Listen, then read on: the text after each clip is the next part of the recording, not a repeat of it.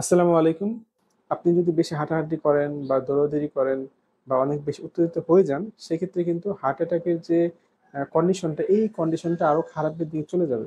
আপনি যখন কোনো কার্ডিওলজিস্টের সাথে কথা বলবেন অথবা তার পরামর্শ নিবেন, সেক্ষেত্রে দেখা যায় যে তাদেরকে দেয়া হয় হচ্ছে কিছু ড্রাগস, যেগুলা তাদের সবসময় তার সাথে রাখতে হয়। এবং যে কোনো ওষুধ আপনি খাওয়ার আগে অথবা ইউজ করার আগে অবশ্যই আপনি একজন ফিজিশিয়ান বা কার্ডিওলজিস্ট বা ডাক্তার যাই বলেন না কেন, তার পরামর্শ নিয়ে তারপর আপনি কিছু ওষুধ আপনি আপনার বাসায় রাখবেন। যখন আপনি বুঝতে পারবেন যে একটা সাইডেন হার্ট অ্যাটাক হয়েছে, তখন আপনি সেই ওষুধগুলো ব্যবহার করবেন। তো ডাক্তার সেক্ষেত্রে কোন কোন ওষুধগুলো দিয়ে থাকে, এর মধ্যে এক নাম্বার হচ্ছে যে অ্যাসপিরিন। ডাক্তার অ্যাসপিরিন প্রেসক্রাইব করে থাকে, বা হার্ট অ্যাটাকের যখন প্রাইমারি ট্রিটমেন্ট দরকার হয় তখন কিন্তু এই অ্যাসপিরিনটি ইউজ করে। ডাক্তাররা সাজেস্ট করে থাকে অ্যাসপিরিনটা ৩০০ মিলিগ্রাম পর্যন্ত দেওয়ার জন্য। তার কারণ হচ্ছে আপনি যখন স্মল স্মল ডোজে দিবেন তখন কিন্তু সেটা খুব একটা কাজ করবে না। এখন কথা হচ্ছে যে যে অ্যাসপিরিনটা দিচ্ছে, এই অ্যাসপিরিনটা কেন হার্ট অ্যাটাকের ক্ষেত্রে দেয়, এটা কিন্তু আমাদেরকে অবশ্যই জানতে হবে। এটার মেকানিজম অফ অ্যাকশনটা আসলে কি। সাইক্লো অক্সিজেনেস একটা এনজাইম আছে আমাদের বডিতে। এই সাইক্লো অক্সিজেন একটা এনজাইমের জন্য কিন্তু আমাদের যে প্লাটিলেট আছে, যেটা আমাদের রক্তের উপাদান, এই রক্তের উপাদানকে অনেক বেশি স্টিকি করে ফেলে, মানে অনেক আঠালো করে ফেলে, এবং এটাকে ক্লট করতে সাহায্য করে একটা সাইক্লো অক্সিজেনেস এনজাইম। কিন্তু আমাদের যে অ্যাসপিরিনটা আছে, এই অ্যাসপিরিনের কাজ হচ্ছে এই সাইক্লো অক্সিজেনেস এনজাইমটাকে বাধা দেওয়া বা ইনহিবিট করা, যার কারণে দেখা যায় যে প্লাটিলেট, যেটা আমাদের রক্তের উপাদান, এই রক্তের উপাদানটা আসলে আর তখন স্টিকি হওয়া অথবা ক্লাম কিন্তু আর হতে পারছে না, যে কারণে ব্লাডটা কিন্তু আর ক্লট করতে পারছে না ফার্দার, এবং আমাদের যে কন্ডিশনটা খারাপের দিকে যাওয়ার কথা, ওই খারাপের দিকে কিন্তু তখন আর যাবে না। তো সেক্ষেত্রে কিন্তু দেখা যায় যে বুক ব্যথাটা যখন বন্ধ হয়ে যাবে তখন আপনি চলে যেতে পারেন হসপিটালে। এছাড়া অ্যাসপিরিনের আরো একটা কাজ হচ্ছে, এটাকে আমাদের ব্লাড যে আছে, এই ব্লাডটাকে সে অনেক থিন করে ফেলে। বেসিক্যালি আমাদের ব্লাডটা কিন্তু ঘন টাইপের হয়।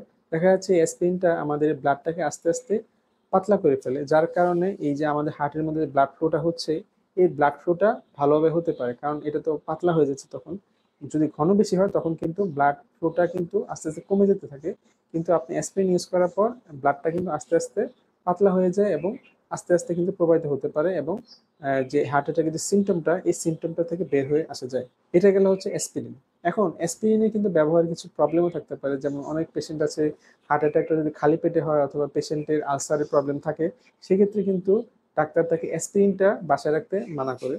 দেখা যায় যে তাকে নাইট্রোগ্লিসারিন জাতীয় যে ট্যাবলেট আছে, যেমন নাইট্রোগ্লিসারিন ট্যাবলেট 0.5 অথবা 2.6 mg, এই নাইট্রোগ্লিসারিন ট্যাবলেটগুলো সাজেস্ট করে থাকে ডাক্তার। তো নাইট্রোগ্লিসারিনটা বেসিক্যালি কি জন্য ইউজ করা হয়?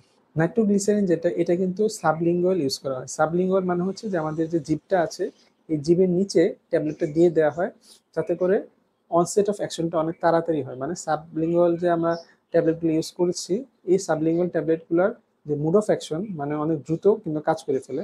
এবং হার্ট অ্যাটাকের মুহূর্তে দেখা যায় যে আমাদের কিন্তু হাতে বেশি সময় থাকে না, এই জন্যই সাবলিঙ্গুয়াল ট্যাবলেট কিন্তু অনেক বেশি কার্যকর এবং দ্রুত কাজ করে থাকে। এখন এই সাবলিঙ্গুয়াল যে ট্যাবলেট নাইট্রোগ্লিসারিন, এটা আসলে কিভাবে কাজ করে থাকে?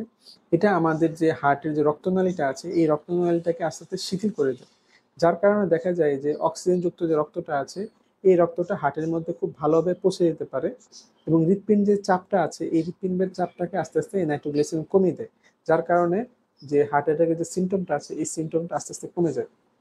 এছাড়া অনেক সময় দেখা যায় যে ডাক্তাররা বলে যে আপনারা নিডোকেট স্প্রে আপনাদের সাথে করে রাখবেন, কারণ এটা কিন্তু আরও সহজ উপায়। নিডোকেট স্প্রে জাস্ট কিভাবে ইউজ করে থাকে, এটা জাস্ট 2টা পাফ যদি জিভের নিচে দিয়ে দেওয়া যায়, তাহলে কিন্তু যে এনজাইনা হওয়ার যে সম্ভাবনাটা, এটা কিন্তু অনেকখানি কমে যায়।